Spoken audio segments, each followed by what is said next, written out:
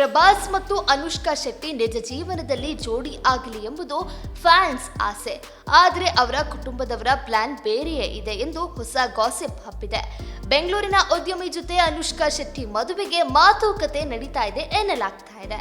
ದಕ್ಷಿಣ ಭಾರತ ಚಿತ್ರರಂಗದ ಖ್ಯಾತ ನಟಿ ಅನುಷ್ಕಾ ಶೆಟ್ಟಿ ಬಣ್ಣದ ಲೋಕದಲ್ಲಿ ಸೂಪರ್ ಸಕ್ಸಸ್ ಕಂಡಿದ್ದಾರೆ. ಅನೇಕ ಸ್ಟಾರ್ ನಟರಿಗೆ ಜೋಡಿಯಾಗಿ ಮಿಂಚಿದ್ದಾರೆ. ಆದರೆ ನಿಜ ಜೀವನದಲ್ಲಿ ಅವು ಸಿಂಗಲ್ ಆಗಿಯೇ ಉಳಿದುಕೊಂಡಿದ್ದಾರೆ.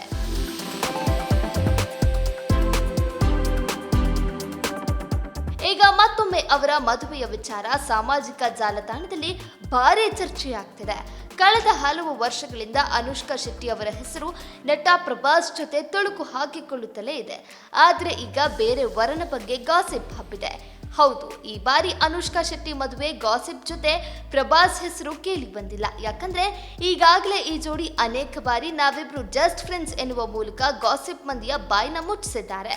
ಹಾಗಾಗಿ ಈ ಬಾರಿ ಹರಿದಾಡ್ತಾ ಇರುವ ಸುದ್ದಿ ಬೇರೆಯದ್ದೇ ಆಗಿದೆ. ಈ ಸಲ ಅನುಷ್ಕಾ ಅವರ ಮದುವೆ ಯಾವುದೇ ನಟನ ಜೊತೆಯಲ್ಲ, ಬದಲಿಗೆ ಅವರ ಕುಟುಂಬಕ್ಕೆ ಮೊದಲೇ ಪರಿಚಯ ಇರುವ ಒಬ್ಬ ಉದ್ಯಮಿಯ ಜೊತೆಗೆ ನಡೆಯಲಿದೆ ಎಂಬ ಗುಸುಗುಸು ಕೇಳಿ ಬರ್ತಿದೆ.